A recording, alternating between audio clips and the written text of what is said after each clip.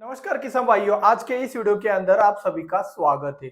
Market में कई सारे पीजीआर आते हैं। पीजीआर यानी कि क्या?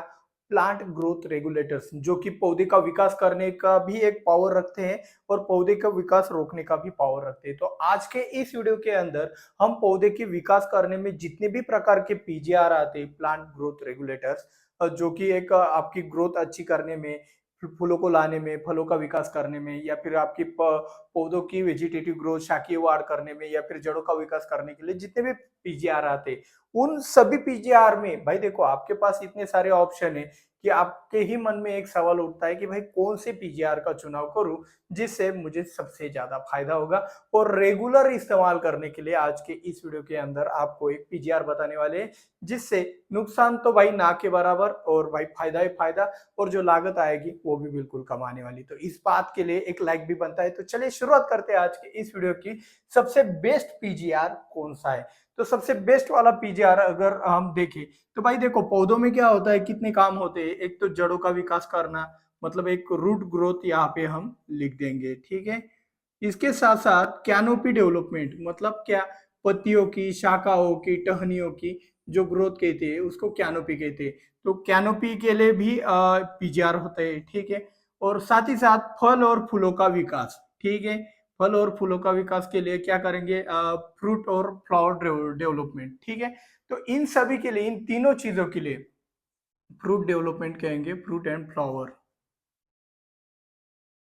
ठीक है। ये तीन चीजों के लिए अलग अलग पीजीआर आते हैं, ठीक है। जैसे कि रूट ग्रोथ के लिए क्या आता है आपका? आई आता है, आईबीए आता है, ठीक है। कैनोपी के लिए आपका प्लेनोपिक्स भी बढ़िया तरीके से काम करता है, ठीक है। प्लेनोपिक्स के साथ साथ आपके कैनोपी डेवलपमेंट के लिए आपका होमोब्रासिनोलॉइड भी अच्छी तरीके से काम करता है। कैनोपी डेवलपमेंट के लिए एक और पीजीआर अगर हम कहने जाए तो जिब्रेलिक एसिड भी कैनोपी डेवलपमेंट के लिए अच्छा होता है, इंटरनोड लंबा लंबा करता है। यही जिब्रेलिक एसिड फ्रूट डेवलपमेंट के लिए काम करता है। फ्लावर इससे ड्रॉपिंग हो जाते हैं जिब्रेलिक एसिड से। फ्रूट डेवलपमेंट के अंदर जिब्रेलिक एसिड काम करेगा। 6 बेंजिल एडेनाइन सभी में काम करता है लगभग, ठीक है। तो 6 बी सभी में काम करता है, मतलब चाहे आपका रूट का ग्रोथ करना हो, कैनोपी का डेवलपमेंट करना हो, या फिर फल फूलों का विकास करना हो, शाखाएं निकालनी हो। तो इन सभी पीजीआर में से कौन सा वाला पीजीआर बेस्ट है? आपको थोड़ी भनक तो लग गई होगी कि हमारा इशारा 6 बी की तरफ है। अभी 6 बी ही क्यों? जिब्रेलिक एसिड क्यों नहीं? जिब्रेलिक एसिड 6 बी से सबसे ज्यादा पावरफुल है, लेकिन फिर भी हम उसका चुनाव क्यों नहीं कर सकते? इसका कारण है कि जिब्रेलिक एसिड कम कालावधि में आपकी फसल की इतनी ज्यादा ग्रोथ करता है। मतलब देखें, अगर पत्तियों पे गिरा तो पत्तियों की साइज इतनी ज्यादा चौड़ी कर देता है कम समय में कि वो पतली बन जाती है और डिसेज और इंसेक्ट का प्रेशर बढ़ जाता है। और फलों का भी वैसा ही है। फूलों में तो चलेगा ही नहीं। फलों के अंदर भी वो साइज डेवलपमेंट करता है अच्छी तरीके से जिब्रेलिक एसिड, लेकिन उसका एक नेगेटिव क्या है कि भाई वो नाजुकपन बहुत लाता है, जिसके कारण हमारा नुकसान भी हो सकता है। तो इसीलिए जिब्रेलिक एसिड का इस्तेमाल करते वक्त लिमिटेशन आ जाते हैं। 6 बे ही क्यों? प्लेनोफिक्स क्यों नहीं? प्लेनोफिक्स तो बढ़िया है। प्लेनोफिक्स का भी स्पीड देखेंगे काम करने का तो वो भी ज्यादा है। गोदरेज डबल अच्छा चीज है, लेकिन भाई महंगा जाता है, हर बार इस्तेमाल नहीं कर सकते। आईए आईबीए ये भी थोड़ा महंगा जाता है।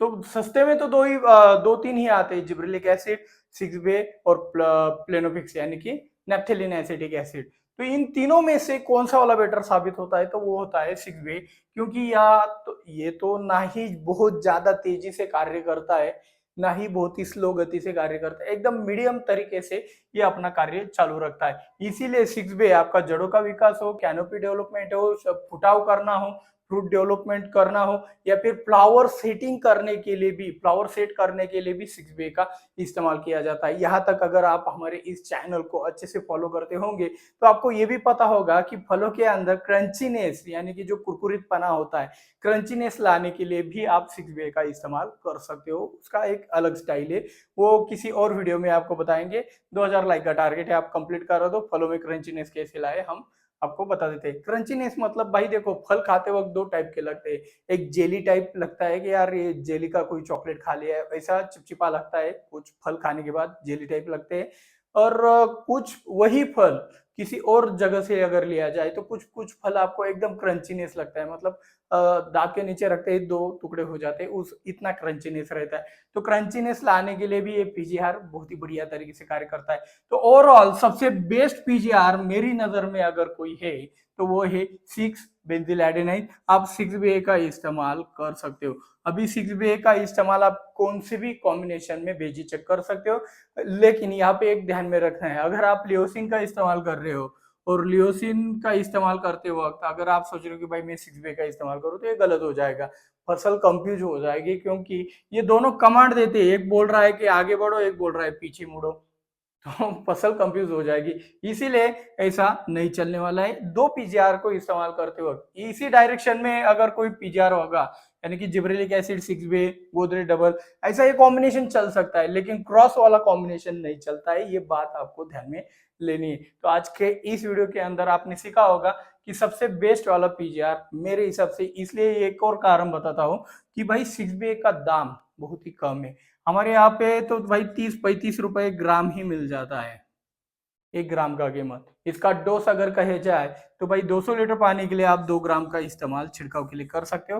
ये डायरेक्ट पानी में नहीं डाला जाता है, इसको देसी दारू में आप घुलनशील बनाकर फिर उसका इस्तेमाल कर सकते हो, या फिर इसका 6BA का सॉल्वेंट भी आता है, उसके अंदर भी आप इसको मिक्स करके इसका पानी बनाकर छिड़काव कर सकते हो। तो इस तरीके से 6BA बहुत ही अच्छी तरीके से कार्य करता है, चाहे फ्लावर हो, चाहे फ्रूट हो, चाहे कैनोपी डेवलपमेंट हो, चाहे पत्तियों का साइज बढ़ाना हो, चाहे आपकी जड़ों का विकास हो। चारों बाजू से ये पॉजिटिव पॉइंट्स ही दिखाता है, और बहुत ही एक्सपोनेंशियल, एकदम से बढ़िया ग्रोथ भी नहीं दिखाता और एकदम से बैठता भी नहीं, एकदम मीडियम चाल चलता है, इसलिए। और दूसरी बात, अगर इस डोज में अगर आप इस्तेमाल करते रहेंगे, डोज नहीं बढ़ाएंगे, तो भाई इस डोज में रेगुलर इस्तेमाल करने से भी आपको फायदा ही होगा। अपने सप्ताह में 2 बार भी इसका इस्तेमाल कर लिया 2 कॉम्बिनेशन में, तो भी चलता है। तो ये बात ध्यान में रखिएगा। वीडियो दिल से अच्छा लगा हो तो यार वीडियो को लाइक करके आप नीचे कमेंट सेक्शन में कुछ ना, इसके संबंध में आपको और जानकारी चाहिए तो उसका टाइटल डाल देना कि भाई मुझे ये सब जानकारी इसके संदर्भ में और भी ज़्यादा चाहिए, और साथ ही साथ शेयर का बटन दबाकर अपने दोस्तों को भी बताओगे तो हमारा हौसला बढ़ जाएगा। तो मिलते हैं अगले वीडियो में। जय जवान जय किसान।